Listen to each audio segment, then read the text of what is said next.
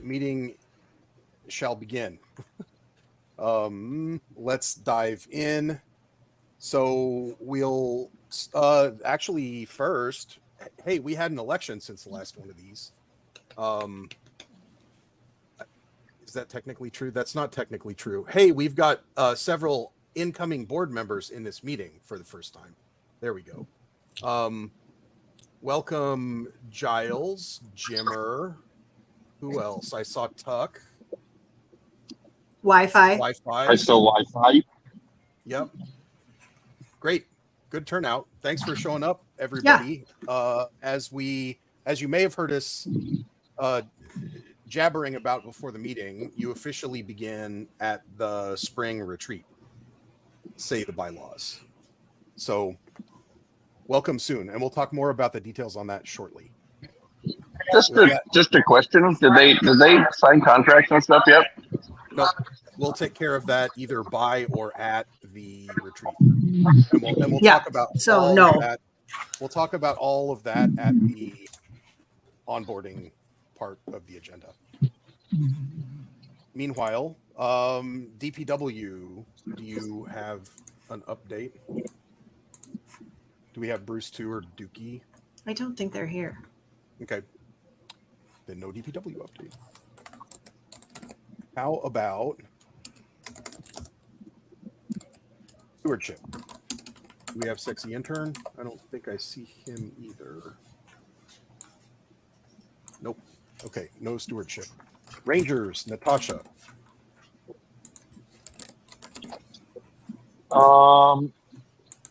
Yep.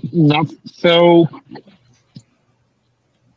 I'm trying to think if there's anything really. No, there was a lot of talk about their own internal structure, and like they're trying to rephrase it.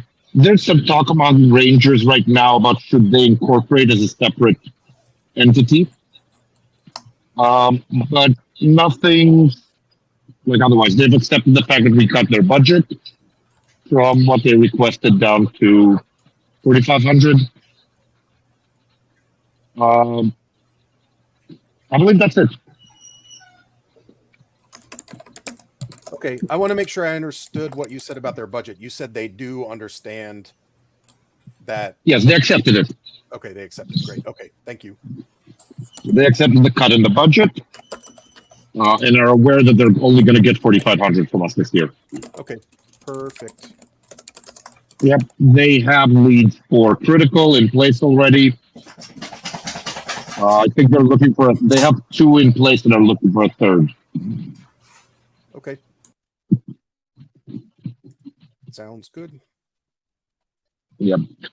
Then we'll move on to critical producer report. Reboot, your requested agenda item comes later in the meeting, but we can talk about any general stuff now. Okay. So I'm happy to announce that our senior leadership spots are all full, including our new associate producer roundabout. That brings us to 1 producer, 2 associate producers, 1 admin producer, and 5 directors, Partridge and Pear Tree. We are up and running with the new tool sets that we talked about for this year, Notion and Slack. That's going well so far. We're getting easy adoption from the people who we have using it so far. Got a couple of people who are experienced with it, so that's great. We are having our first full production meeting tomorrow night. Very excited about that. I'm going to be talking about establishing the master timeline for the event. We are already up and running on getting design elements designed. We're talking about a theme. We're pretty well settled on a theme, but not quite ready to announce it yet.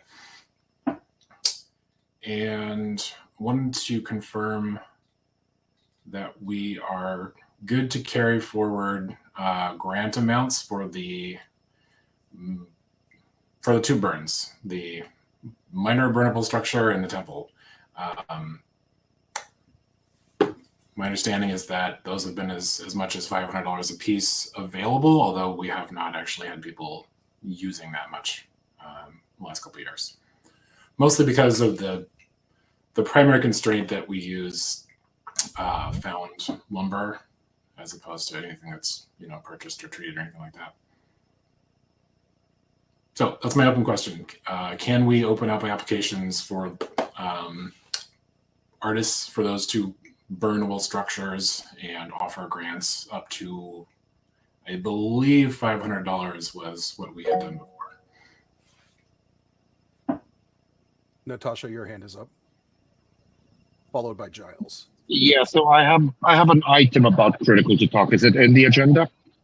It has to do with insurance. Yeah, there is one of those. Okay, then we'll get to it later. Okay. Well, okay, got it. Giles, is your hand up for? You're muted. You're still muted.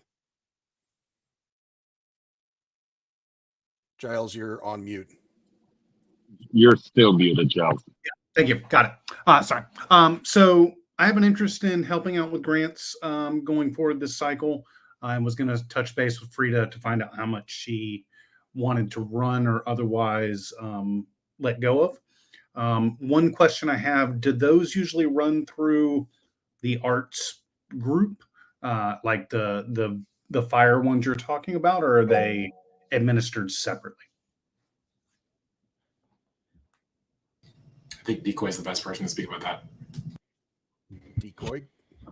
Hey, so traditionally anything we handle internally would go on the budget. So that's where the burn structures on the budget for those would be.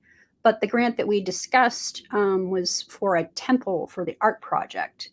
We have some interest in the community, as I understand it, from someone for a fairly substantial temple.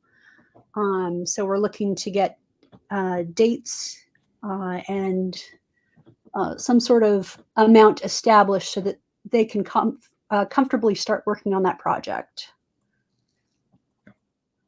Okay, so just flagging an interest. I don't know where these budgets come out of. Happy to start learning how to administer some of the art side of this budget. If it's related to the event things, happy to be involved. So. It's been facilitated by the grants committee in the past for anything participant driven. Yep. And the Giles, just for your context and anybody else in the room that's curious, I think the grants committee has been paused because there's not a whole lot of grants business to conduct between or outside of event season. But you should absolutely, you and anyone else who's interested should absolutely participate in its reactivation as we get started here. I think to take us back to the question that Reboot raised, I think we should talk about that sort of in the context of preliminary event budget approval. I don't know if we're ready to talk about like if there's any budget proposal or anything like that for us to talk about. But what I was kind of imagining as producer questions came along about budget and our readiness to talk about it at today's meeting, etc. I was kind of thinking that it seemed likely that we could come out of here with some kind of provisional approval for obvious budget items just to kind of get the event started. But I think we need to discuss that and we need to come up with how to word that resolution, right? But I think that we can head in that. I would like to suggest that we head in that direction. Ethan, I noticed you've got your hand up. Yeah, what's happened in the last couple of years is that the grants committee has been very reactionary. It only meets because there's events versus the long term, like what we used to do, 6, 7, 8 years ago with like meetings all the time. And so that's exactly why the point of, hey, whether Frida comes back and says, hey, here's the segue, I'd love to hear that we could do a grants meeting year round, because then they're ready for questions exactly like this. Mm-hmm. Megaphone. It's not on the calendar yet because I haven't put it on there and Frida's out of town, but there is one this month. I'm just trying to find the date for it. but I did see that there was some talk that there's a grants committee meeting at the end of this month. I feel like it's on like Monday or something like that. Holly, your hand is up. Do we know when the budget's due? Because that would also kind of answer things because. Yes, I can look that up. The conversation that I remember was, hey, how about March? Or maybe it was April. And then the counter proposal was, hey, we think we'll have a preliminary one in February. But it won't be the final one until after the Leeds retreat, which pushed that one back a week in April. So I think my working model, and I'm certainly willing to be corrected by the producers who I think have the actual ground truth here. So the preliminary will be March, okay, but the final will be the week after the Leeds retreat. That'll get sent to you guys. So we're not actually asking about the budget at all. We're asking about grants. So grants are managed by the grants committee. So that's the question there. Okay. Got it. And for just a tiny bit more context, we did look at the event calendar and saw that the next scheduled grant committee meeting is deep into next month, and we didn't want to wait that long. So No, there's another one that's coming. Okay. I just can't find the date right now because it was just like somewhere that I saw it because I'm not the chair for that. But I will personally make sure that to let you know when that is. I know that it's next week sometime. I knew that Frida scheduled it for when she got back from her vacation, which is in a couple of days. Yeah. So I have a definite interest in joining that. I don't know the current date. So if it can get socialized, that would help. Yep. It needs to be put on the calendar anyway. Yeah. Okay. Now that I think I understand more about what the conversation that we're trying to have is, it sounds like maybe the right approach is for this question to get taken up at that grants committee meeting next week. But we should backstop that. Either Megaphone, you should interrupt us the second you find that date, or we should figure out who is going to be the current board member plus Giles, who meets with the critical producers to get this problem solved so that we can get money approved and payments flowing.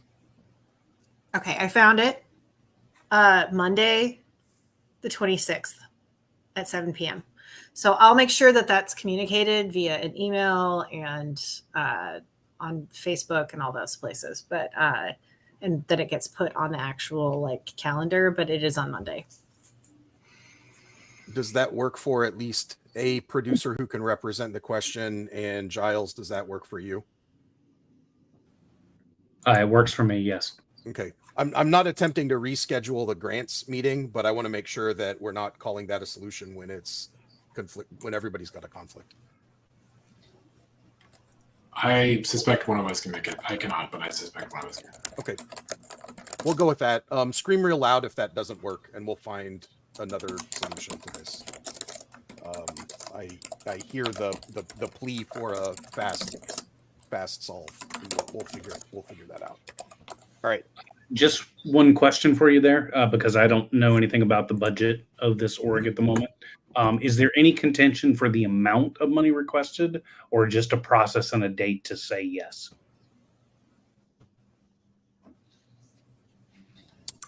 So I believe I am asking for a continuation of a multi-year precedent. And it's just because I don't want to get out in front of the community and say, hey, we can give you as much as this much money, and then that number change.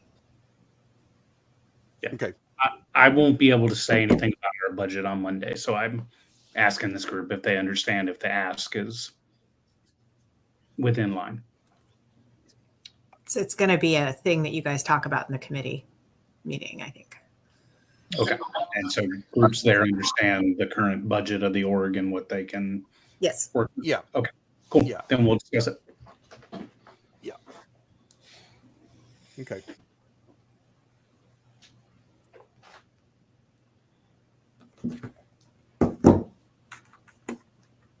Okay. And producers, goes without saying, but if you find that you have whatever conversation you have on Monday and there's still kind of an open question or it didn't get resolved, like re-ping board at and let us know where we are in the conversation, because I understand that you're trying to get art projects, especially major ones, unblocked early on the calendar. All right. Anything else for critical? Okay. No, nothing else. All right. And I assume there's nothing to talk about seat compression wise, or at least from the producers. I think there is. There is no producer. Okay. So the events committee in our portion, this is the meeting that we get to suggest the person that stepped forward, and we interviewed, and we bring forth our suggestion in order for the board to vote on it. Got it.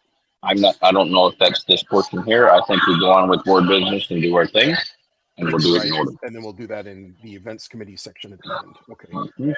Copy. All right. Board business then. Anybody who was just here for one of the prior reports can leave if you'd like. Otherwise, here goes the rest of the meeting. Let's talk minutes from last month. I know most of you have had a chance to read those.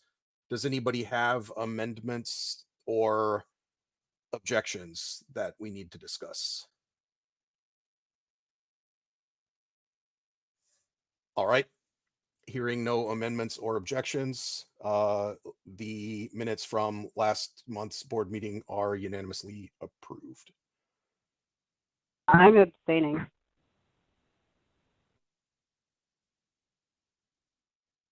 Okay.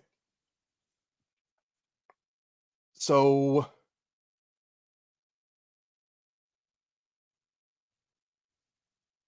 the old business then.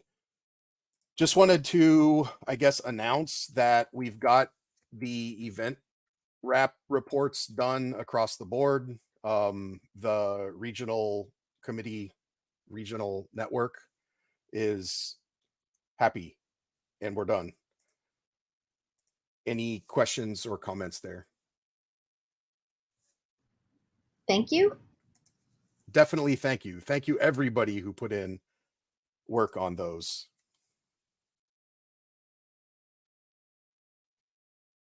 All right. Contracts for critical. So we already talked a little bit about dates. Let me pull up an example of the contract, or maybe my notes, so we can talk about the shape of the rest of the calendar. It was, I guess, as we moments ago discussed, it was draft budget in March. So we'll review that at the board meeting a month from now. And then final budget near the end of April.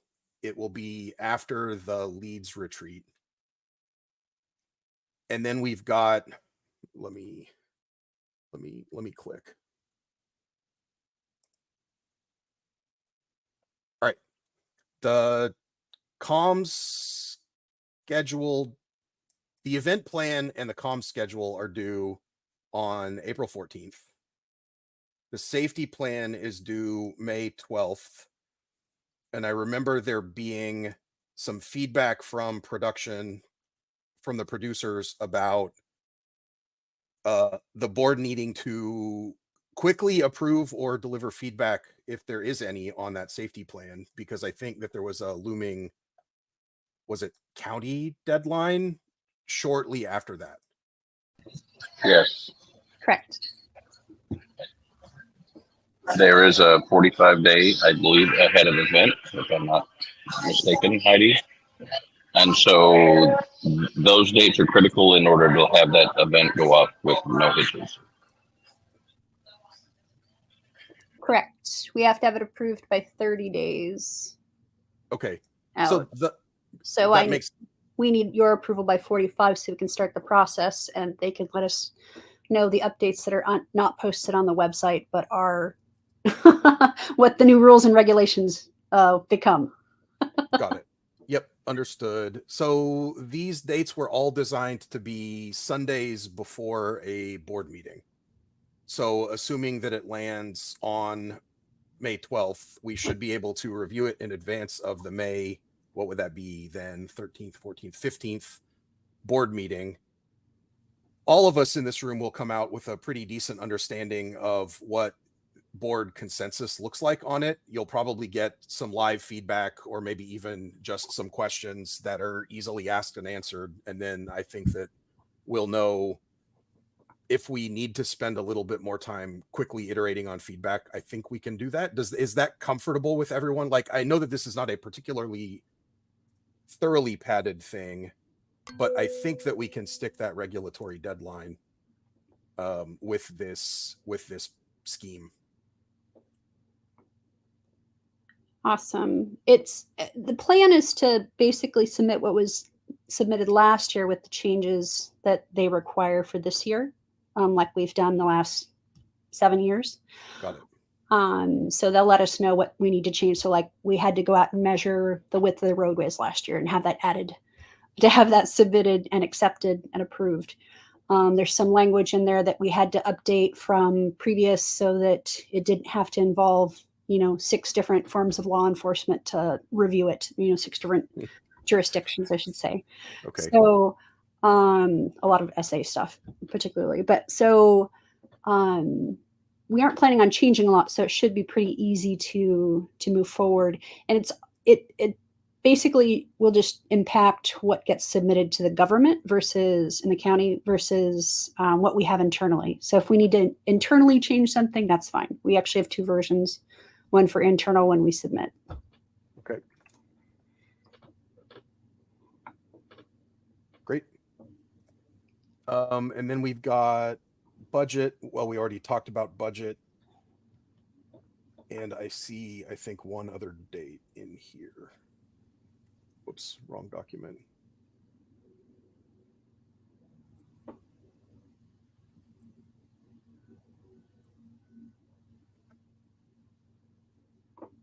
Okay, I'm back. And that is the final report, which we're calling, I think it was mid-September. And that was also based on feedback from the producers. All right.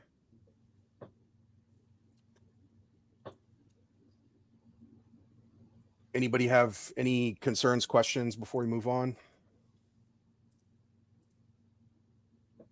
Okay. So the other critical contract question or topic was Reboot has some feedback for us on stipends. Yes, hello. So for those who aren't familiar, there was a question of increasing the stipends for producer and associate producer for both events. Some changes were made, and what happened was the producer stipend was increased by 100%, and the associate producer stipend was increased by 33%. And so a couple things. In terms of establishing a precedent of how we stipend these 2 positions and what their relative value is, I'm uncomfortable with that ratio changing from 3/5 to 2/5. The actual impact on the budget compared to last year the amount budgeted was $9,500 for all producers positions that were open. If approved, or if we accept these amounts, this year would be 11,000 total. So not in practice actually a very large increase at all. So I'd like to propose that both the producer and the AP stipends just be doubled, as opposed to different ratios being applied to them.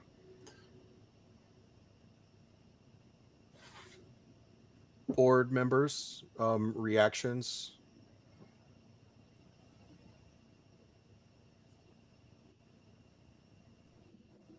As somebody who opposed the initial raise in stipend, I oppose this as well. just a matter of like, I don't think I'm finding it hard to understand why are we even paying. So I understand why we're paying a stipend. With that said, every single other burn event that I've asked about does not pay a stipend at all.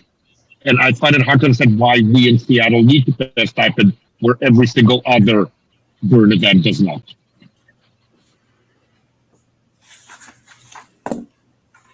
Other thoughts on the board? What would the total be if we upped that? Yep, that's math that I was reaching for It would be too. 14. It would be 14,000. So an extra 4K. An extra 3K. 3. Oh, 3, sorry. So one of the things I wanted to say was like when we talked about the amounts, we definitely didn't do a ratio. Like it wasn't an idea that like some people are worth less or like deserve less. And I can totally see room to change the ratios if that feels really bad. Like to take the money that we are increasing it and splitting that among the people differently could make sense to me. Like if the producer wanted to not have so significant of a stipend increase and split that more with the associates.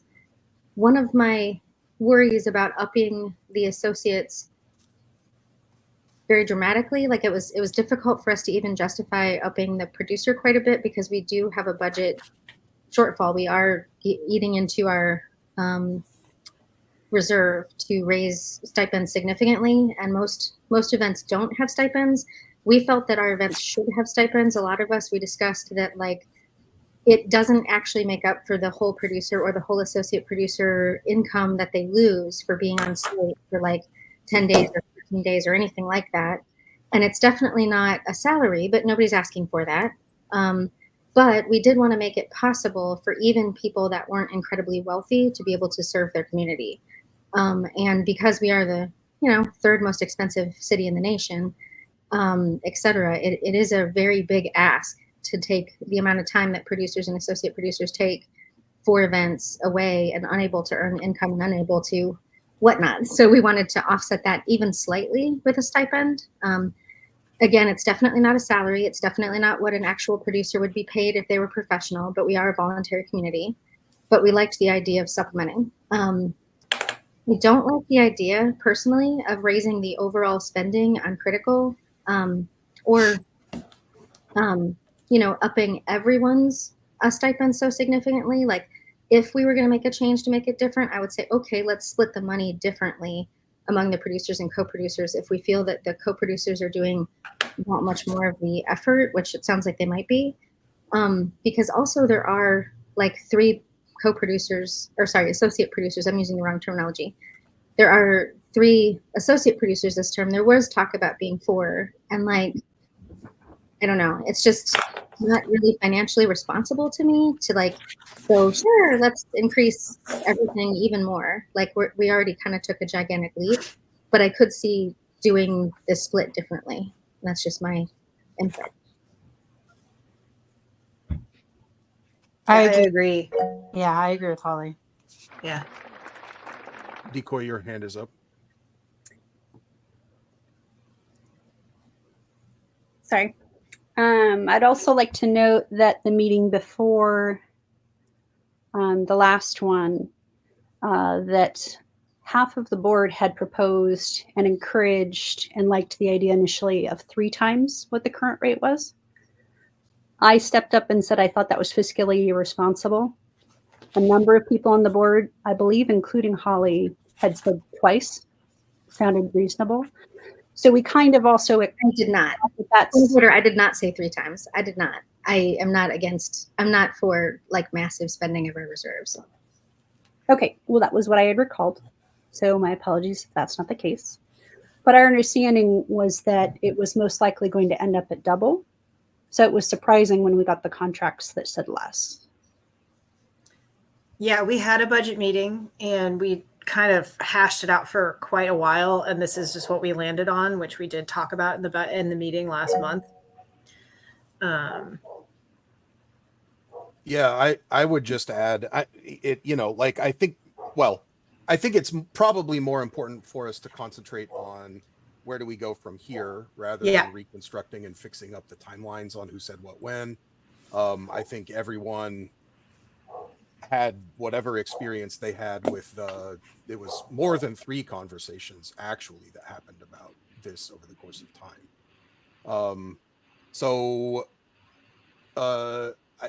In the spirit of figuring out what to do next, let's try to keep the conversation focused on that. Ethan, you've got your hand up. I will say that changed, yes, from the December 2 meetings ago to when we actually had the budget meeting, because the slap of reality of the fiscal impact that this last year had on this organization is huge. And whereas we're leaving it open right now to where we've been, what we've paid, yes, some increases are very, very should be happening, but keeping things just in place. Look, next year when we do a budget, and if we choose to do some more, we're leaving room for that. But right now, to be responsible to our community, to try to actually just survive another year, this is what we've come up with, and that's we we had some amazing thoughts, and that budget meeting was pretty great. That this is where we've ended up, and so I know that people may have been wanting more or expecting different, but this is I think it's responsible, and I feel pretty darn good with what we came up with at the end of that. That's all I got.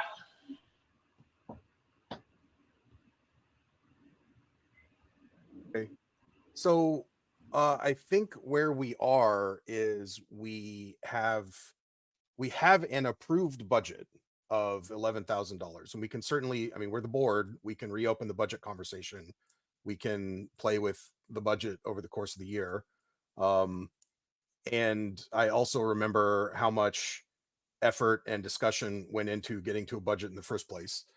So we have 11,000 to play with easily. And I think that we can figure out perhaps numbers that are close and inside that, like maybe more equitable if that's what we're shooting for, and inside that. Certainly anyone on the board could also push for a different approach to this if anybody would like to speak up.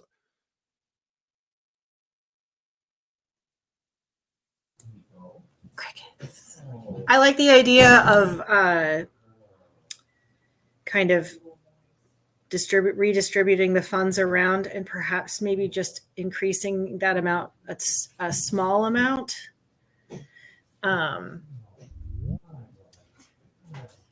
But I mean, because so we could do like 2,500 for the associate producers, which would only leave 3,500. But if we increase that to 4,000, does that seem like it would be more of an equitable solution to this?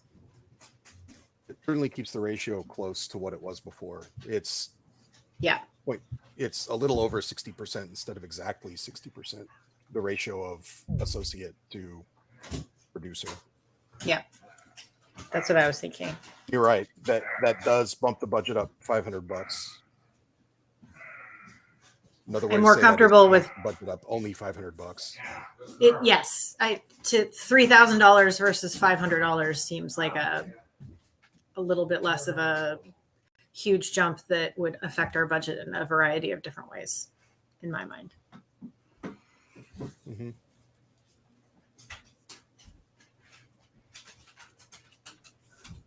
Thoughts? Reboot, do you have thoughts on that? That affects you? I would be much more comfortable with that distribution than the current one. Yeah. I mean, only a $500 increase definitely feels better than a much more significant increase. I could totally support that. Okay. Well, let's attempt this resolution. I move to for Critical 2024, I move to stipend the producer at $4,000 and each of the 3 associate or administrative producer positions at $2,500. Second. Seconded. Okay. All in favor, say aye. Aye. Aye. Yep. Aye. Aye. Opposed?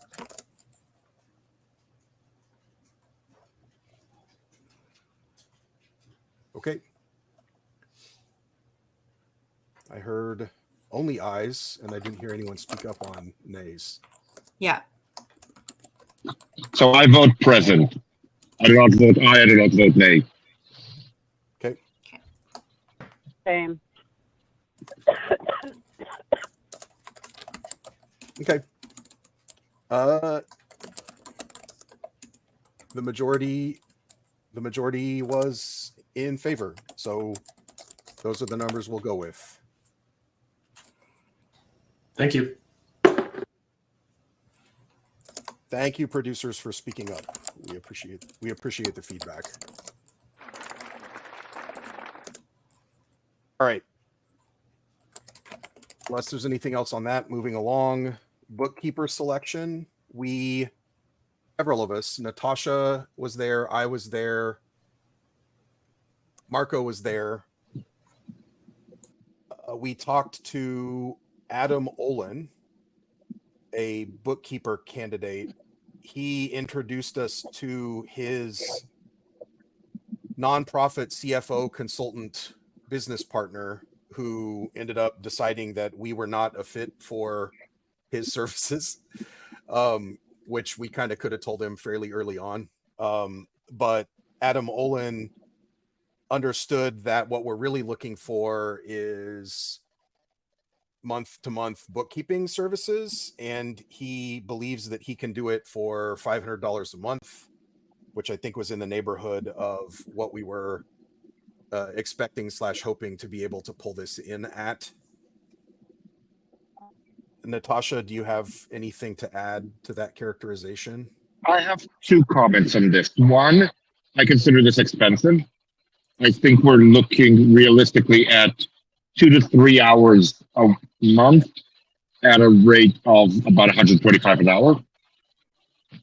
The second thing is we really want to work with a firm and not with an individual, because working with an individual means that at some point something happens and they leave you in the lurch again. Whereas when you're working with a firm, the firm is kind of responsible for that. I'll take upon myself to make a search of bookkeeping firms and get a few quotes in the next couple of weeks. Okay. Any discussion from the board?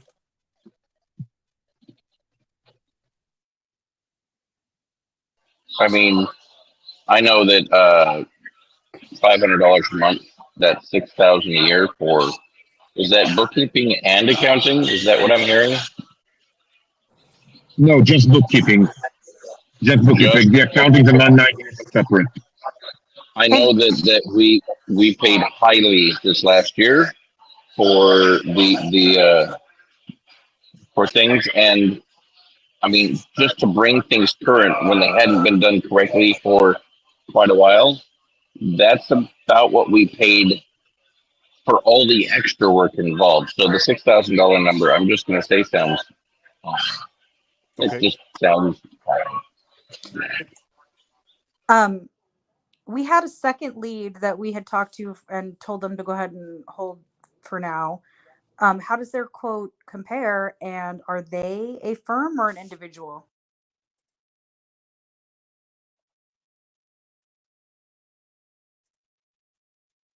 Looking. I'm not sure which second one you're talking about. So is this the one you talked to? Is this the one that Flemmy brought forth, or is it the other one? Because that is my understanding, is that this was Flemmy's referral. The other one, it looks like Was that the one the lawyer recommended? The other one? Possibly. I think it was a firm that dealt a lot with nonprofits. The one that Scott recommended, the lawyer, is the one that did our emergency preparation and bookkeeping. Yeah, the one that we used actually is the one that Scott recommended. Our lawyer is the one that we used, but there was the one that Flemmy recommended in November, and then there was a second one brought up in December. And I, again, just trying to not be part of the thing for reasons. So I wasn't sure who brought that one forward. I apologize.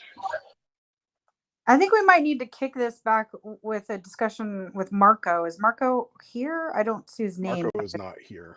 Okay, I kind of feel like we need Marco's input before we know what to do with this.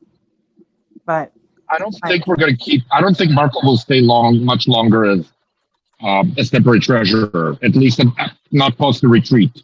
And so I don't know how important Marco is really in this discussion. Well, I think that was Suga's voice that we just heard, right? I think Suga's point was that that Marco has context here and could answer some of the questions that we're failing to answer for ourselves live. Exactly.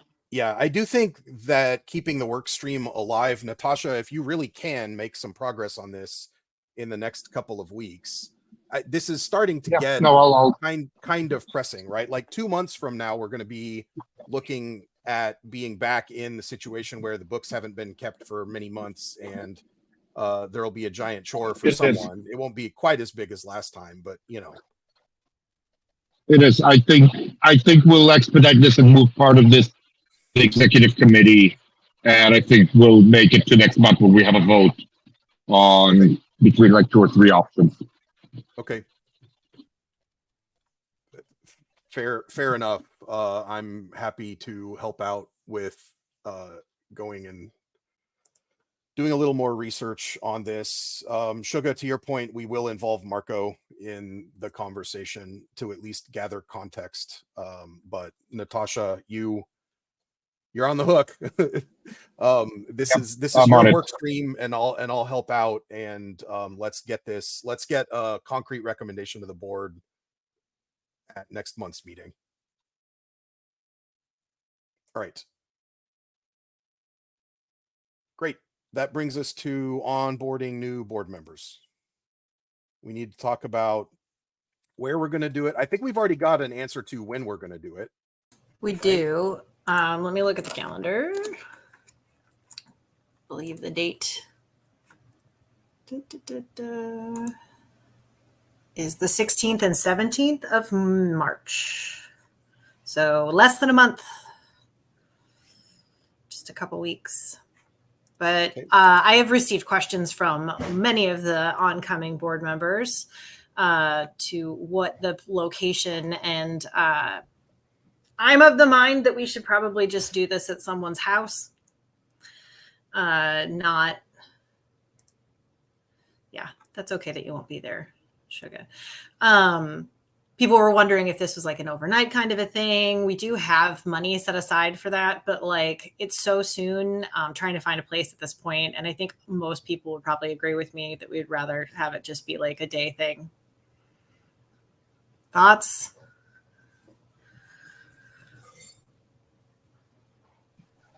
I don't know why it would be an overnight thing. I know that Frida and myself, at least, maybe Holly, whatnot, we're trying to make it to this because, again, in the last couple of years, the turnover with board members leaving and trying to onboard new people, onboarding in general has been a giant problem for the last 3 years. So yeah, I would love to do this right.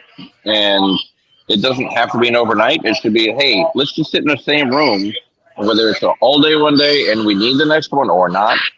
And it doesn't have to be awesome. It just has to be maybe something I don't pay for all day at a restaurant, you know, just like low key and big enough for 12 people, 13 people. Yeah.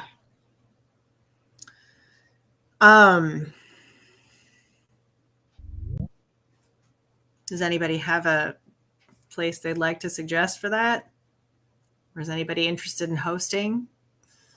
I have one more thought on time frame. I kind of think that there probably is either one marathon day of conversation or two slightly more reasonable days of conversation to have, because I think we need to sort of do knowledge transfer from board members with some experience to, you know, Megaphone. You and I are even only 6 months on the board at this point. Yes. So I think there's a little bit, I think there's kind of the knowledge transfer theme, and then I think there's the continuing and oncoming board members organize ourselves and figure out what we want our collaboration strategies to be, and we need to argue a little bit about who our best people are to fill roles like secretary and treasurer, etc. For whom there aren't, well, there may be obvious answers, but I don't know everyone well enough to know if there are obvious answers, right? So Yeah. I see that as maybe we only have to tie up the time of the off-going board for one of those 2 days, perhaps. And then we've kind of got it, like, if it ends up being a 2-day thing, we kind of have to solve, or at least we have to ask the question of, does everyone live close enough to somewhere that we can either show up there twice or figure out an alternate solution, which could include second day is virtual, or, you know, or even second day is only 2 hours long, or whatever. I don't know that I necessarily have any answers here, but this is kind of the observations, I guess, that I've made about what I think the situation is. And that aligns with the availability as well. Like, it felt like there was I picked these days because they were the most people available for new board members for the entirety of the weekend. Okay. Whereas there's a few like exiting board members that were only available on Saturday, but not on Sunday. And that, like, it just sort of like made that kind of sense. So I'm also was thinking in my head that it would be like a full day of kind of like knowledge transfer and everything. And then like the next day would be like everybody who's moving forward meeting, whether that be at the same place, depending upon where we meet, or someone else's house. Okay. Yeah. I do have some availability for, honestly, I mean, I don't know what you think about Holly, but a place that's come up locally for me, and it would easily house, I mean, there's a couple of fire pits. It's a big open area. You know, out of Melissa's place there, Holly. What do you think? I mean, for a Saturday, for doing a big thing and putting everybody in the same room for a while, it's not a terrible thing. Parking's easy. It's in Virion. You know. Honestly, that's brilliant. There's plenty of space. If people worried about stuff, you could easily leave the door open. Okay. Yeah, that's really brilliant. It would cost nothing. Where's this? Virion. Person's house in Burien, they have a very large, what used to be a metal shop that got emptied out, and it is like a hangout space now. And it's very, very large. Like, you could very easily accommodate, you know, 30 people if you needed to. Sounds good to me. That sounds really good. Yeah, like, it's hard kind to of perfect. Also, do we need to do any calendar coordination? And did you say it would be free? Like, we could probably pay them something. I mean, that would be a nice. I mean, here's what the cost would be. It would be some cleaning up front. We know that we're going to have a blank amount for some firewood, whether it's for the outdoor fire pit or for the indoor wood-fired stove to keep us warm. So that's the thing. That's about it. Sounds great. Yeah, wood would be good because it is quite cold. It's not a heated space. It's heated by a wood burning, you know, thing. I got firewood in my house. Yeah, this is exciting. Oncoming board members, any thoughts on any of it? Like, you all should speak up about thoughts on format too. Yeah, to me. Oh, go ahead, Jimmer. I think, I mean, I know I've definitely like knowing former board members and having, conversations with them and kind of hearing about, some of their like past retreats and how, it was like a, the weekend kind of thing was it to me seems like a good like team building onboarding situation. So I think there's a lot of benefit to having that like kind of overnight thing. I think they were but I think that I'm, if we have something that is fairly centrally located, like Burion's, south of Seattle, and given that a lot of our board members are scattered around, I know Tuck's down in Tacoma, and I'm out in Redmond and all of that. So having somewhere that is, a little more central that we can get to does definitely have some benefits. Okay, right on. Giles, I think I heard you speak up too. Yeah, I was basically saying Burien works for me. I'm a little more centrally located, but don't have a space I can offer. I'm also game to like bring drinks and food, and I obviously we're not talking about catering this, so bring some snacks. Maybe we're making a potluck stuff. Oh yeah, potluck it up. Yeah, I love a potluck. I recommend if you potluck it that you plan it so that like somebody brings something other than chips and dessert. I will make a spreadsheet for signing up for food. How about that? Excellent. Other thing, if people wanted to socialize late into the evening and have that bonding experience, have the fire, and they live far away, I live very close to Burien and have a guest bedroom that any board member could stay in if they wish. Okay. Thank you for Great. that. So it feels like we're putting together a very good communal effort approach to this, which is very exciting. It's exactly what I wanted. Ethan and Holly, can you follow up on like scheduling that? Thank you so much. You'll know in a day. Thank you. That's a great idea. Perfect. Anybody else? There was positive thoughts from the others in chat. Cool. Yay. So moving on, unless I hear objections. Conduct committee update. Megaphone, do you want to brief on the RAC conciliation that you and I have started working on under I love that word. Reconciliation has begun. We met, Feynman and I met with the two remaining members of the RAC a couple weeks ago. Willow and Thespian. And it was a really productive conversation. Haley is going to join us on our next meeting, which is on Monday. We basically discussed how we're going to move forward, the transfer of information. They are on board with helping us move on to having a conduct committee that is a committee on the board. The other part of that is that we would like to have a town hall to get input from the community. We need to schedule that. So that's kind of an ASAP kind of a thing. We want to start getting feedback from the community as soon as possible so that we can form this, not just like ourselves, but kind of like what everything is going to look like going forward for everybody. Any thoughts? Let me just go ahead. No, you're good. Go. Let me just make sure I understand. So we're basically saying right now we're transitioning from the RAC to the board responsibility. Is that? It's going to be, yeah. With a whole bunch of added details. We believe that there is, and this has been discussed amongst the board at large at kind of over the course of the last couple of board meetings.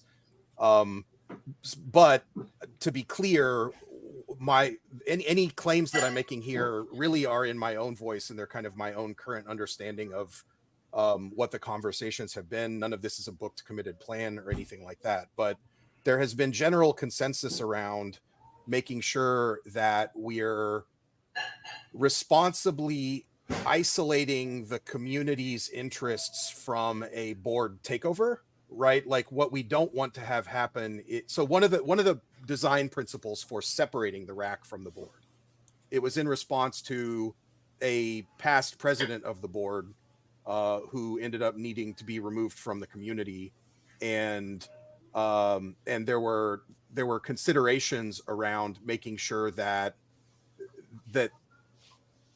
the organization doesn't have any inclination to do what organizations do when they're not necessarily behaving well, and treat it as a PR crisis rather than an actual community safety problem to be solved, if that made sense. I'm not trying to be oblique.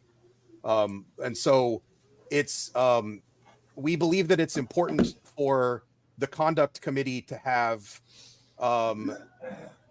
as much autonomy in order to do intake and investigation and then make recommendations to the board of the form. We have credible reports against board member X. And then we have sort of talked about, and I think the last time this got thrown out, everyone in the room said, yeah, like I would sign that pledge. The idea was to have every board member sign a pledge that sort of, if the conduct committee's intake process rises to the level of this investigation is worth continuing, their credible reports, that the board member will step aside and make space for the community to do the community's thing, right?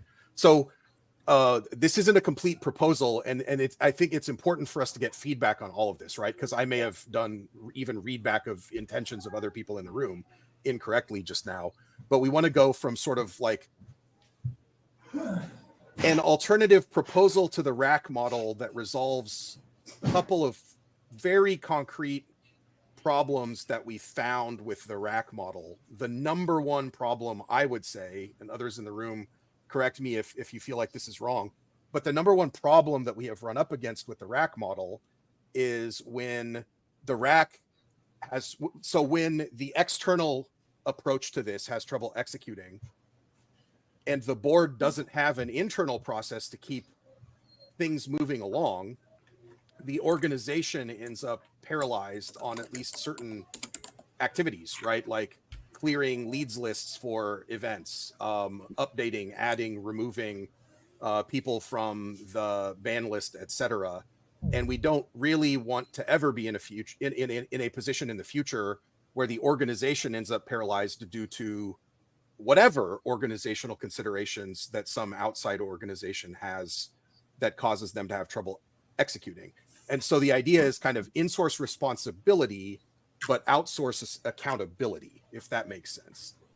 So like the execution is governed by the organization. It's the organization saying we need to do recruiting for members on the committee. Not it's the RAC saying we're having trouble recruiting for the RAC. We'll let you know when we solve that problem. Okay, RAC, let us know. But then it's our responsibility to do that recruiting and find the members of that and to make sure that it is approved by the community. At the end of the day, we have found out the hard way that there's no way on earth we can fully outsource responsibility for execution here. Yeah. No matter how cool of an approach that might be, for a handful of decent reasons. We ultimately are the people who are in charge of enforcing our code of conduct at our events. That squarely falls on us. So this being part of our responsibility just makes sense. And it has been, it seems, what the model is for a lot of other regionals. So the other central issue was that we needed to find a way for RAC to be able to very independently investigate board members and things like that without any board interference. But at the same time, all other reports, the board had zero disclosure about it ever. And if things were reported and had no action taken, the board is ultimately responsible personally. Board members are personally responsible. If things are reported to agents of their organization and they do nothing. So if people report things to RAC and then absolutely nothing happens for 3 years and we hold a bunch more events, we are like legally responsible for the safety of those people, even though we have zero knowledge of what's been reported. So one of the big sticking points we had is that going forward, we would need to preserve their ability to investigate independently, but they cannot continue to operate in a black box because the board would be responsible and liable with zero ability to know if anything's been reported, zero, ways to act on things, et cetera. Yeah.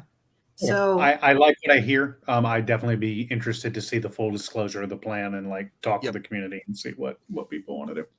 Yep. Yeah, and that's why like we don't have like a complete plan, because we do want the community's input while building like how we're going to make this more successful than what we've previously had going on. Which brings us back to, we should come out of today's meeting with at least intended dates for a town hall, I would say. We don't necessarily have to solve the where is it or is it virtual problem, although bonus points if we manage to come out with a position on that today. Lofty goal. Yeah. Is April too late?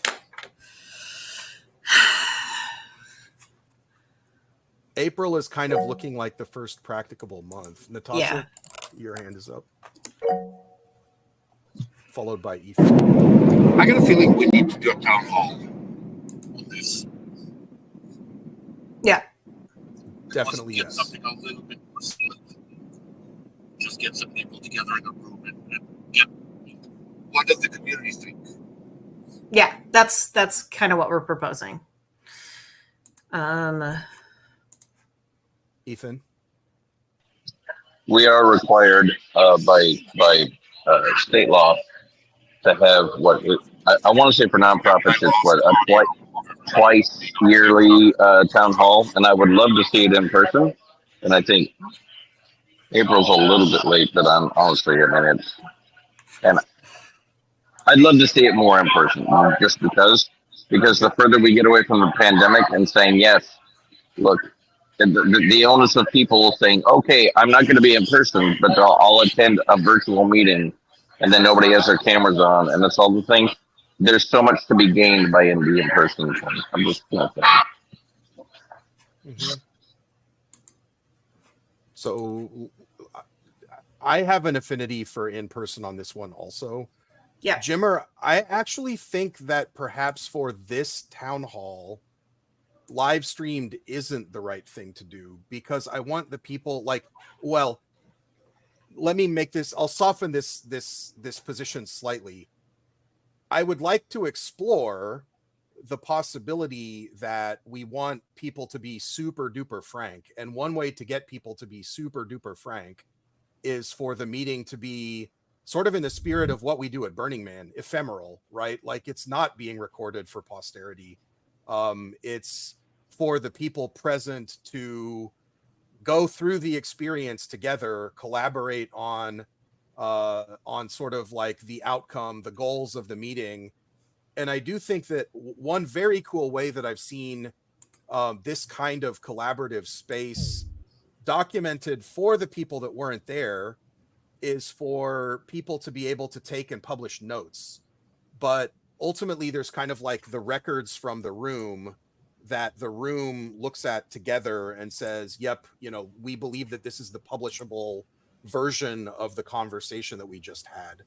And so they could kind of like pass along their recommendations to our future selves, right? Like to the board and our future selves. And that might be exactly the right thing. I mean, I recognize the trade-offs here, right? Like there's, we're kind of trading off accessibility for ephemerality.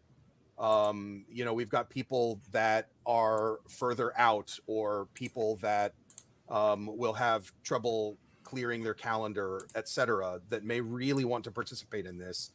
And I definitely want them to be able to give us feedback, but there's no reason why we can't have this meeting and also be willing to entertain feedback via other channels, right? So there's kind of my pitch. It could be that it's part of a town hall. Like we could have kind of the update, like sort of the state of the organization part of the town hall could be live streamed. And then we could go to the dry erase board that we wheeled in for purposes of brainstorming together, and we turn off the cameras and we have the frank conversation and we take notes and we publish our recommendations. So that was kind of a long description, I think, of what I'm picturing here, but I'm not attached to it, but I'm sort of passionate about that direction being worth considering for this. I like it. I feel like I see comments to the.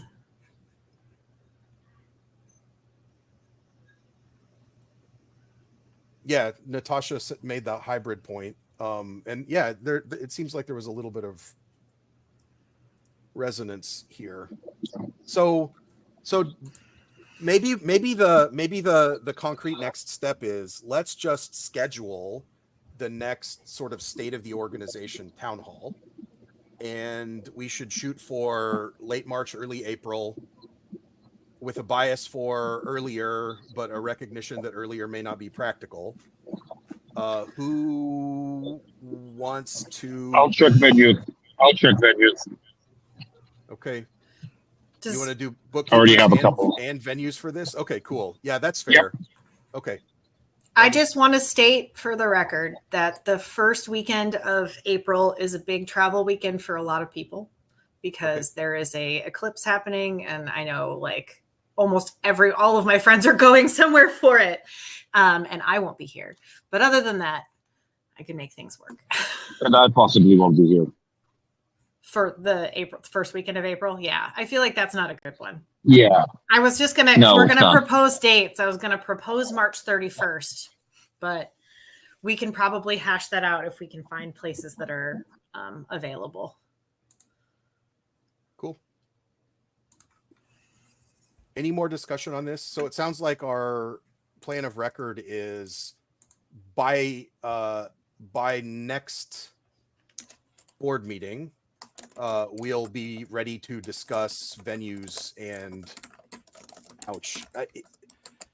not knowing an answer to when until the next board meeting makes it a little bit hard for us to communicate notice, right? Like technically 10 days is sort of what, if we want to do any business at the meeting, 10 days is the required notice, but Natasha says April 21st is what he thinks. Okay.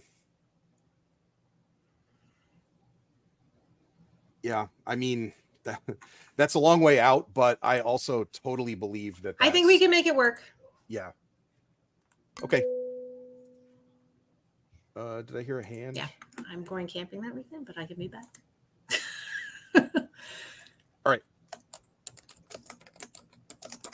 All right, we'll make progress on this offline between now and the next meeting. And I guess let's move on. We've got another handful of small things to get through. I think this was Frida's topic, but others may have context here. CATS and propane grants. Hey, backing up, I'm sorry, just 1 second. I don't know if it matters or if you guys want to change it. The proposed date is over the Leeds retreat.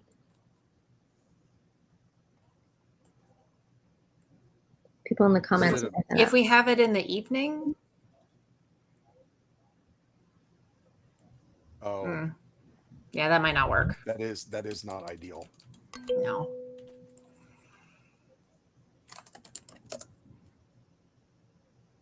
Yeah, April 14th works for me. Okay. April 14th. Yeah, let's try that one then. Yeah. We can confirm this via Slack before our next meeting. Yeah. Like. Okay. In fact, I'm going to do that.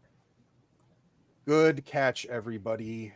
So like board members, check your Slack, say things in the next day or two. Yeah. Yes, I try to do yes. that. I try to at board, but not everybody goes in there all the time. You know, I don't get notifications for some things, but for others I do. I don't know. All right. CATS and propane.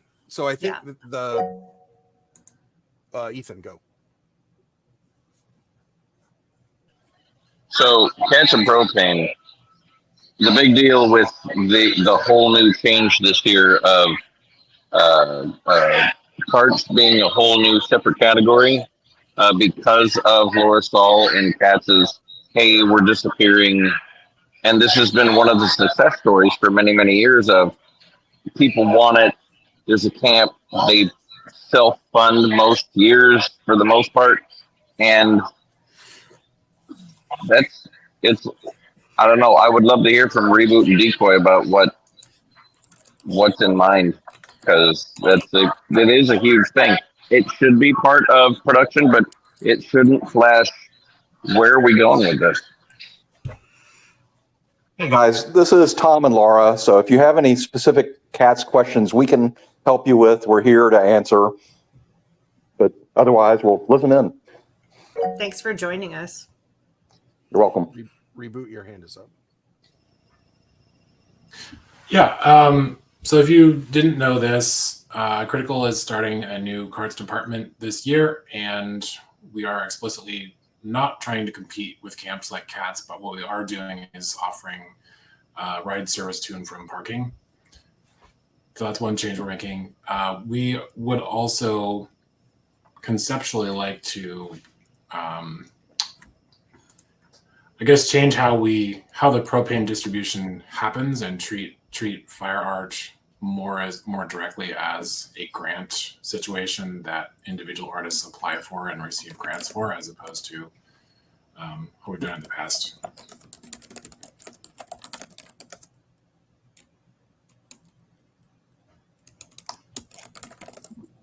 Reboot, what are your specific asks on that? Can you repeat the question? Do you have any specific asks relating to those two items? For the first one, not exactly. We're going to increase our budget for golf carts a bit, but you'll see that in our standard budget. For the second item, we're going to recommend that instead of Critical having a massive propane budget, that those expenditures be directed through grants. We haven't resolved all the details of that yet, but that's the idea. That sounds awesome. A lot of other events have some sort of transportation service that the event provides. I just came back from Loveburn. They have a massive shuttle service, but their event is also very large and like up on multiple areas that walking would be very difficult between. So just announced that they're expanding their shuttle service because they're adding another area near to their parking. I am all very much in favor of that. Jimmer, you've got a hand up. Yeah, hi there. Thanks. Question for Reboot. I know you recall where I was standing last year in production.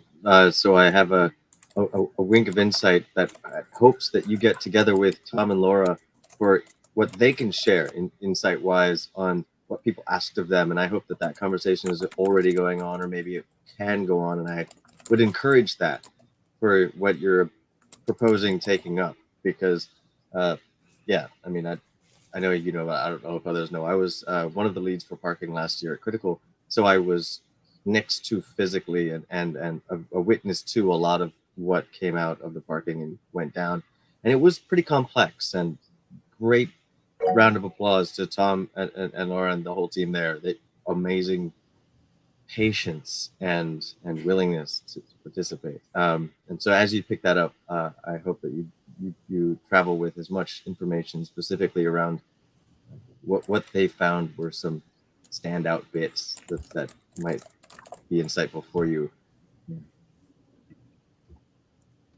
Yeah, I agree. As a matter of fact, Liddell has stepped forward to lead our new carts department, and you may or may not know that Liddell was also deeply involved in CATS. So we're excited about that, and we're excited about the knowledge and experience that she brings. If you guys aren't looking at the chat there, Tom and Laura said that they have no donated carts for this year for CATS, and low expectations that we'll find them. I feel like this is a service that makes the event so much more accessible that it feels like it should be a part of the event rather than a camp that does it. That's my opinion on that. But I feel like we need to like know what the budget would be, because this is definitely outside of like what the current budget is, right? Decoy and then Holly have hands up. So this is something we've debated the last handful of years. And after having those conversations with CATS, with Liddell, who started CATS, it was determined that they wanted to keep the autonomy of it and keep it as a community-driven project. So that's why we didn't step on that. We very thoughtfully, went about how we would add additional services to supplement what they provided, not take over their art project and their community-driven project. They have a GoFundMe that's been very successful. I personally donated to it as well. And I know that a few people have offered carts to them. So I'm not sure where things are at with that project. We're definitely willing to pivot the new carts department, which primarily we had come up with to serve two services. One, to have a dedicated team to maintenance the fleet for critical. That's traditionally fallen upon Power Wheels, and it's just not tenable to continue to have it on the DPW teams.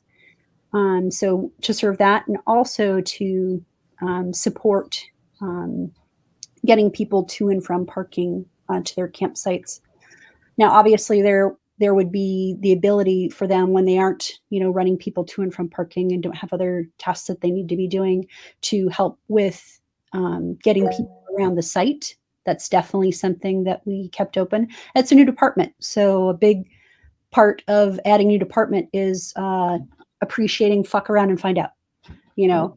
Keeping things open and available to adjust as needed, and giving that team the ability to make of it what they want. Does that make sense? Yeah. So we definitely, and part of that process of starting this team, we were really excited about when Liddell stepped up and said that she was interested, because I think she will very thoughtfully be able to help us with that transition. And like I said, if it needs to assist with additional mobility on site, that's definitely something that we can explore. We're still hopeful that other people in the community will step up and help with the existing art project, or maybe start something additionally, Holly, your hand was briefly up, and then no comment. Okay. Tom and Laura, your hand is up, followed by Natasha. Hi guys. I wanted to follow up on what Decoy said about us keeping our autonomy, and the idea that we would be rolled into production. I'm not sure how that would really go about, because we have been a service community-oriented camp.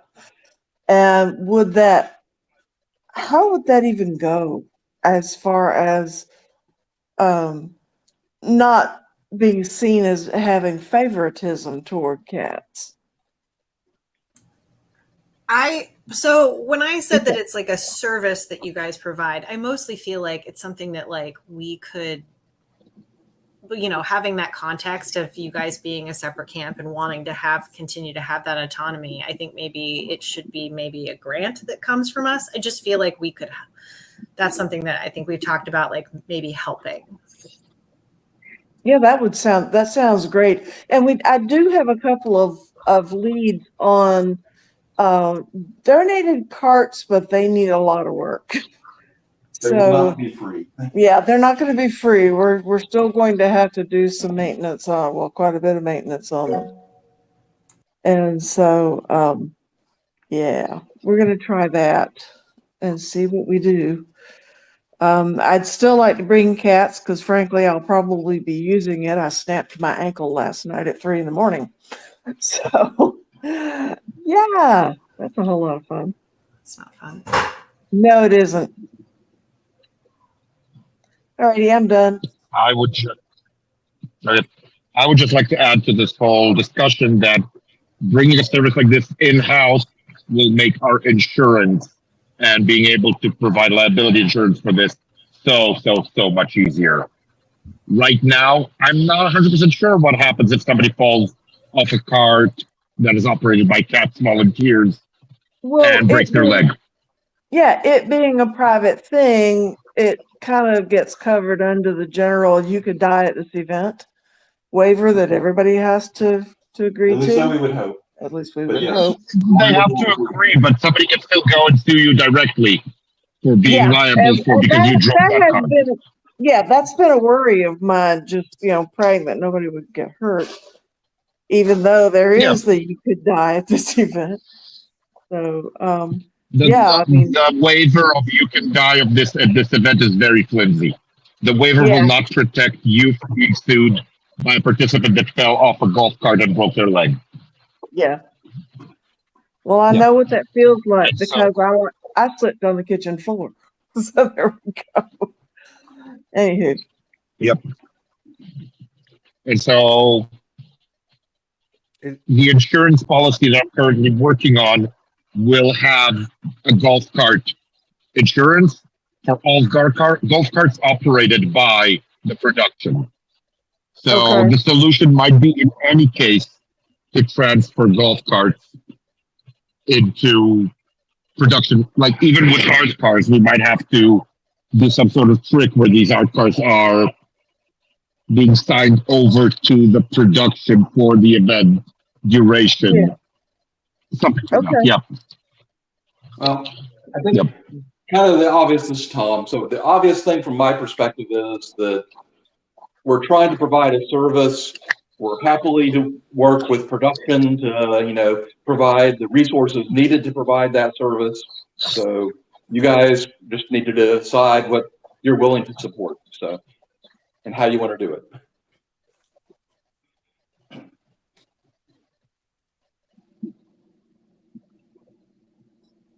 Makes sense. I'm not sure how to make this actionable at this meeting. If I'm missing an obvious resolution, somebody speak up. Otherwise, it sounds like this is probably a conversation to be continued in the grants committee and with production. Yeah, there's definitely, this is Tom again, there definitely should probably be some discussion between the new carts leads, whoever that is, and the CATS group. And then, within the grants and or other people in production. Okay. Sounds good. We're glad to have you involved in these conversations and just keep us posted and keep nagging if you don't feel like you've got traction with the right people to be the representatives of the conversation on this side of things. It might be helpful to have some numbers, some rough numbers as an estimate of what you would need in order to be operational this year. I will get those together when I'm not on Deloitte. that sounds like that's valid. Good plan. Yeah. All right. Cool. The next, go ahead. Say thank you. Oh, sure thing. Next thing on the agenda is changes in fire insurance for critical. Natasha, I think this is yours. Yeah. So the new insurance that we haven't procured yet, but it looks like we're going to get, does not cover fire spinners. It requires that each fire spinner be insured individually in order to be able to spin fire at the event. The person that this comes from is a burner that I got the connections from through Burn After Meeting. There are some changes in the insurance world that are more than a little challenging. And that kind of comes to the result. I'm still checking a couple of other options, but it looks like it. Individual insurance for fire spinners costs $290 for a year. And in the couple of conversations that I had with Con about that, there was an indication that a lot of the fire spinners won't be able to, just won't be able to afford it because they really only spin at a couple of months a year. They're not extremely rich, and it's not something that they would be able to support, even though it's not a huge sum. I think, and now I think it might be better moved over to grants committee, but definitely for consideration by grants committee to put us at a certain budget for fire spinner grants for insurance. When this could be hashed out by the grant committee, I don't think we should maybe give a 50% to as many as 20, 30 individuals towards their insurance. Giles? It's not clear to me. Who do you think requires us to have insurance per fire spinner? Like, it's not the fire marshal that requires this, so... This is so. Our general liability, there's an event insurance. Sure. There's a general liability event insurance. In order, this does not cover fire spinners. Or does to have insurance? The venue, Burning Man, our marshal. Sorry, you're breaking a little bit up there. So our liability insurance won't cover fire spinners, but who's asking us for the insurance? The Masons, the county, like who's requiring me? Who's requiring? The Masons specifically are requiring insurance. Right. But in years past, we haven't had this, and we have new insurances here. Is this also related to the new insurance at the SoCal? Covered. In years past, fire spinners were covered by the general liability insurance. Okay, and so now we have new general liability insurance. Is this related to us getting new insurance? Is this a new requirement? And this is why it was maybe a little better deal. We saved money on insurance, so now we have to find insurance otherwise for the fire spinner. Sorry, I don't understand. So the requirement to have an insurance policy is not new. If you want that insurance policy to also be active, you definitely go just get that insurance policy, get the certificates of insurance, and not actually rely on it in case something happens. If we also want to be able to rely on it if something happens as a real insurance policy and not just as a piece of paper that we need to provide to the Masons, then we do want to have the fire spinners insured. Why? Because if something happens as a result of that, then the entire general liability insurance will not be in place. Natasha, you're very, very, very hard to understand. We understand that we've got Decoy on the ground and has been working with you on this. Maybe Decoy can kind of brief us on what the situation is. Definitely. So the short version is that so fire performers in the state of Washington, anyone who's been performing the last couple of years knew that there were some changes in the laws and the requirements for insurance happening. So this was something we knew that was coming down the pike last year before the event. It hadn't the date for those changes hadn't started yet, so the requirements weren't yet in place. There were also a couple fires involving fire spinners at other events that caused insurance issues and legal issues. And so part of it is kind of a CYA, but part of it is also because in the state of Washington, laws have changed. Okay. Yeah, and my understanding is that the person who is facilitating our insurance, that they are coming back to us with what that amount is going to be per person. And we're going to work towards making that a granted thing for the people who do apply to spin fire at the event. Okay. At least partially. I don't know if 100%, but at least partially granted. Yeah, and it does cover them for the entire year, so it would cover them for both events. Mm-hmm. We could essentially split it between two budgets if it's people that we think are going to perform at both. Otherwise, it's a gift or something that they buy in towards, like half or whatever. Okay. So I'm like, the one more discussion. I'm sorry, Giles, go ahead. what's the rough order of this liability insurance? Because $9,000 for fire spinners sounds like a lot of money. So I'm just trying to understand. So I think it works out. I think Natasha said it worked out to like $285 per person, roughly, is what she was thinking. It was $290 per person. Right, but what is the general liability insurance cost without this? About $1,500. Yeah, this is ludicrously out of expense for this. I've done fire art, and we've kind of like fought the fire marshal, and we bought liability insurance for our like enclave at times, but this is a lot more expensive than it should be. So I mean, it's worth kind of understanding the legals here, and like pushing onto the fire community. $9,000 is just a lot of money. And I'm not sure that going down the deeply legal CYA thing, I don't know. It just feels like outside of how we operate, or at least what's comfortable to operate. Can I jump in for a second? Yeah. Giles, it's Marley. So it's been an ongoing trend in the event industry for it to be more and more difficult for us to get insurance across the board. This is like a nationwide thing.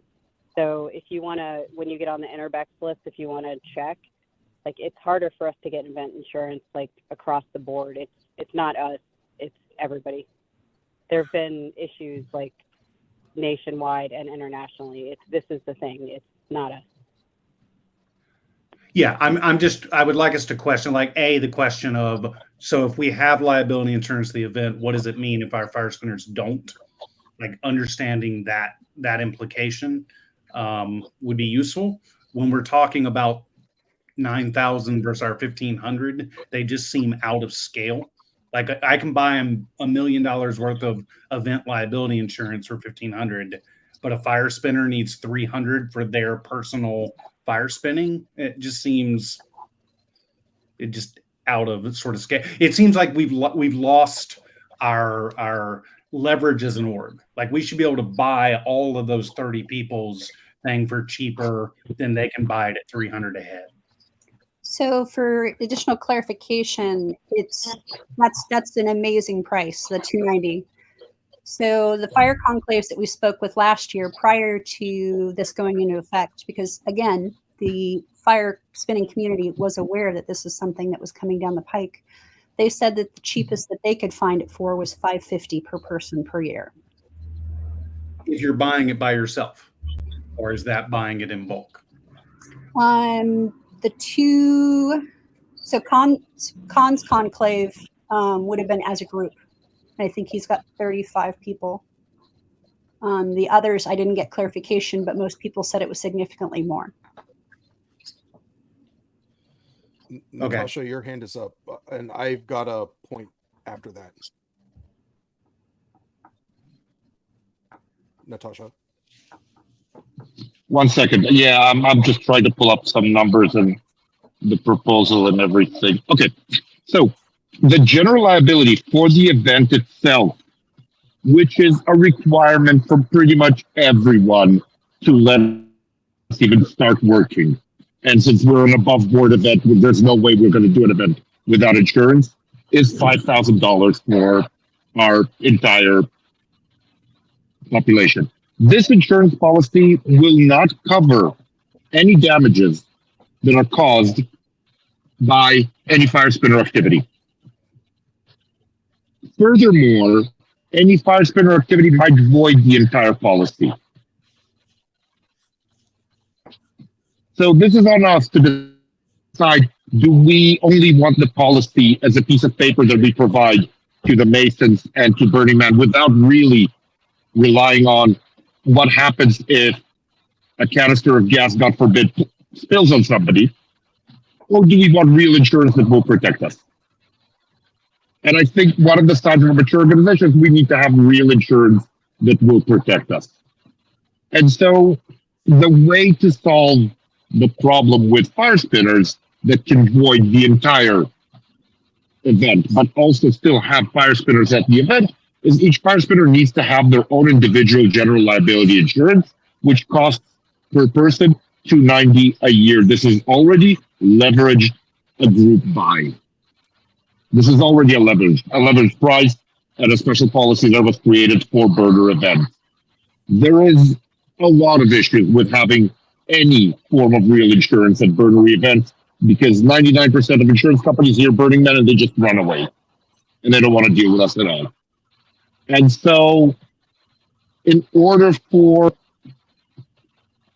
this to be a little more affordable, what I think is about $4,500 as grants towards fire spinners being able to spin. I don't know how many spinners we have at the event. I'm kind of throwing 30 as a rough big number, and it'll also require us, the production, to monitor who is allowed to spin fire and who isn't. Okay. I mean, personally, I mean, I know Khan pretty well, so I wouldn't mind talking with him to understand his view of it. It seems like a lot of money. I realize it buys us protection, but realize that this is somewhat basically the ticket price for these folks that are already donating their time as artists. So yes, if we can grant half of it, that helps, but it has put a higher barrier to entry for these folks to participate. I would also I know. Go ahead. Yeah, I spoke to Ken about this already a couple of times. The next conversation I want to have is I want to have a conversation with Soak to see, hey, what are they doing? They have plenty of fire spinners, and I'm pretty sure there are at least a few that spin fire at both events. And maybe there's a way that we can cooperate on this. Yeah, and then just the other question: your other fire artists, Propane Effects and whatnot, do they also need to get coverage here or something different? We should be clear with them. This is a fascinating discussion. In the interest of time, are we trying to come out of here with a decision on anything tonight, or was this just a backgrounder? I thought that we would, but then I think it's maybe a better place for the grants committee to discuss this. Okay. Yeah, it seems like the grants angle needs to be explored in the grants committee. Yep. But if there's a larger board decision Yep. to make, that would be great. No, Giles, no, obviously, I would encourage you to go talk to Con and get context. Yep. And you could represent that position Yep. in your own in the future. Mm-hmm. Okay. Okay. There's another thing I want to put real quickly on the event producer's plate, and this is we need to reimagine how many hours of volunteering are worth a ticket. Our current requirement of 40 is not sustainable. I think that's a good conversation. We didn't have that on the agenda today. I don't think. Stop me if you wrote that down and I didn't copy it over. I would propose that we get that. I would propose that we get that on for next month, unless we absolutely have to cover it tonight. There is one more, hopefully quick insurance topic, which is Ben reached out to us and said, "Hey, Ignition used to lend out Ignition's insurance policy for, tiny little events like Bad Decision Boot Camp doing a thing in what park? In some park. Would you mind doing that for our event this summer? Because we're not sure that we want to incorporate just for purposes of insuring our own event." And it may sound like I'm dramatically paraphrasing, but that is almost exactly what he said in the email. And the question was essentially, are we interested in getting back into the business of casually covering, like lending out our insurance umbrella to events that are affiliated? And I certainly have a strong default position here, which is no, because I don't want to have to make judgment calls on that. I am certainly interested in hearing other takes on this, but I will represent my own personal position as probably a little bit difficult to persuade here. Thoughts, board? You all read the email, right? I assume. Yeah, I have it up right now. Yeah. This is Marley. I would say I would like to have us draft criteria, and if it's a large event, and in this case, the suggestion is a family-friendly event for the community, I would say yes, as long as we have defined criteria that needs to be met. Do you want to take a swing at drafting those criteria? Yep, when I stick my neck out there, I'm happy to draft criteria for it. Okay. Cool. That sounds good to me. But it probably needs to be voted on. It's not just my opinion.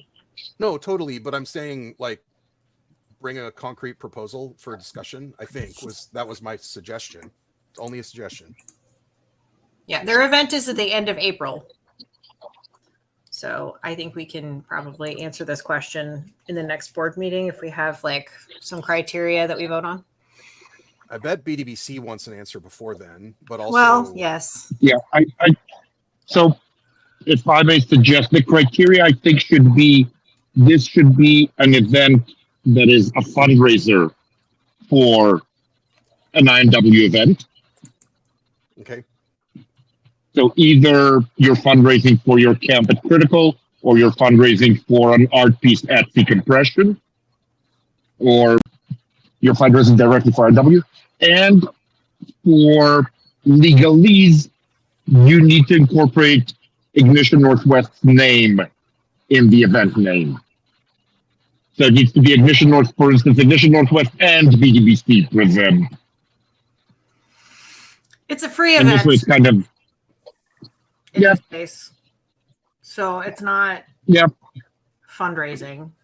Would the insurance agent agree with your description there, Natasha? Or is that sort of like the description of what the bounds are that we can usually get away with, as opposed to the bounds that the insurance? This is not a specific event that we pull. So for the big events, we pull special event insurance. For this, we would use a year-round general liability. And I think that as long as we keep it, this is our event, Ignition Northwest is involved in it, we won't have a problem. Okay. Define involved? Like, it just needs to be the Ignition Northwest presents That's what he suggested. in the name. Yeah. Yeah. They sponsored by? But they need to use Ignition Northwest in some sort of combination in the name of the event. So it is clear that this is an Ignition Northwest event. It says we're happy to reciprocate with some sort of Ignition Northwest branding and promo on the event. Okay. Yep. Then I see no problem with that. Can it be a Burning Man proper fundraiser, or does it have to be PNW local? Any thoughts on that? I mean, I feel like local because that's what Ignition does. But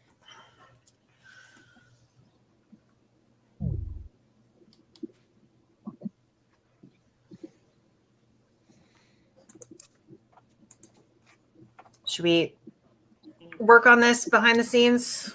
What the criteria could be? Probably.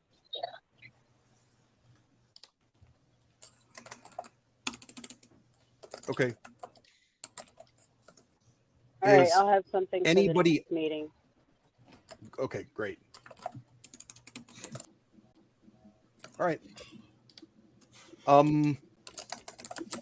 I think the next couple of things are PSAs. So Burn After Meeting is definitely happening again this year. If anybody wants to lock in a ticket at the early bird price, the Indiegogo campaign is open until midnight Pacific time tonight. Go, go, go, go, go. But I think as an organization, we don't actually have to answer any questions about this tonight. Anybody disagree? Okay. Holly, I think, or Holly and Ethan, I think this is your PSA, the events committee urgent meeting 228 at 7. Help us understand what the board impact is.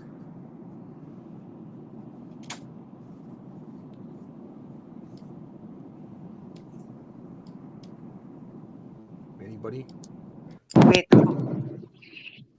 What is this? Do we have to be there? Well, Holly said that there was going to need to be a board decision quickly. I can Like- update if they're not still here. Okay, great. So the events committee met, and we have a recommendation for the decompression lead, and also there are some site committee issues. So there's going to be a meeting because we have there's interest on one of our sites, so we need to decide on Design Center versus Seattle Center. And so there's going to be a special meeting for the events committee on the 28th. And we're all voting members, so we can attend, but also events committee will meet on the 28th. Okay. And since they're not here, I guess I will, does the thing say that we're going to talk about our recommendation for decompression? I don't have access to the agenda Yes. right now. Yeah. That is Okay. on the events committee update agenda, and we'll try to boogie So through to we that. interviewed. Yeah, actually, yeah. So we Just go ahead. interviewed our candidate. Yep. We interviewed our candidate, Uncle Cam. He was a co-producer 2017-2019. It was a good interview, and the events committee unanimously recommended him for the position of producer for decompression. Great. So the board, we're presenting him for the board to ratify that recommendation. Or do we still even have quorum now? I'm on a phone, so I can't see who's still there. Yeah. 1, 2, 3, 4, 5, 6. Wendy and Jeremy is still here. Yeah, but okay. So technically you need 7. I see- Okay. I see Just making 7. sure. We're good. Okay. We're good. We're Just good. making sure. Okay. Okay, What was so what was the name? I'll make a motion Great. that the board accepts Uncle Cameron as the decompression producer. Mariah will second.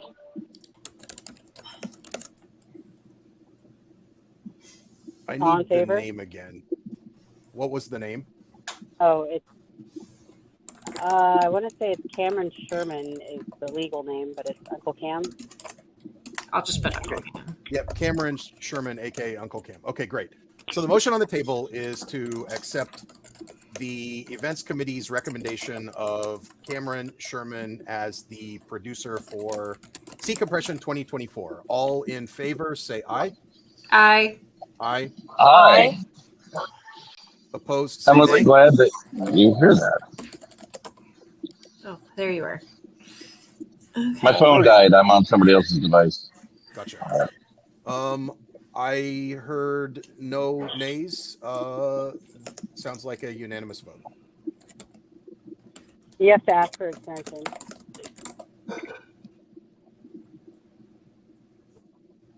Abstentions? Marley, I didn't catch that. What?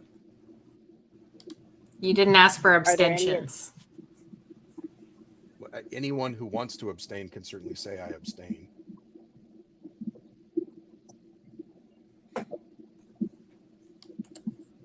Still sounds unanimous. All right. Next, we've got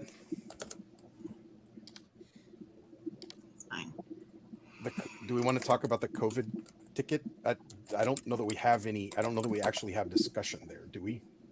Megaphone, did we resolve that or no? No. Okay. Decoy let me know that we handle it. Okay. Great. So we just need to come up with a process. I let the person who's emailing us know that we're still figuring it out. I'm starting to lose steam here. Well, I think we all are. Yeah. Officer updates. I'm just going to throw it open. Any officers have pressing updates that they need to deliver tonight? Hearing none, let's move on to committee updates. I'm gonna waive the tech committee's report tonight. None of this is pressing, and we can brief all of it next month. We've covered events. Do we have anything for? I'll go through this quick. Anybody have anything for fundraising,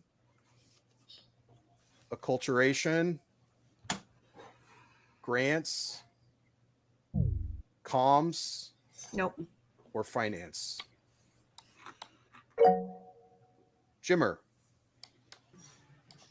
Hey, not a finance question, just sort of an associated. You went through 6 of them. I think this one drops in at least 1 or 2. Yep. I've been talking to the Burners Without Borders people about a little bit of something I wanted to let you in on because it's part of my brain jiggle. Because they've been on, let's call it hiatus for quite some time. And so as we were talking about how the insurance extends, but do we ever digest? So the question that's going to come up, and maybe this is in acculturation, maybe it's in fundraising, maybe it's in participation, maybe it's in a whole new scope besides production of events. But yeah, so considering how that might interlock is part of the conversation in the long run. So maybe opening that up to brainstorms, how that might land. If you have curiosity for details, feel free.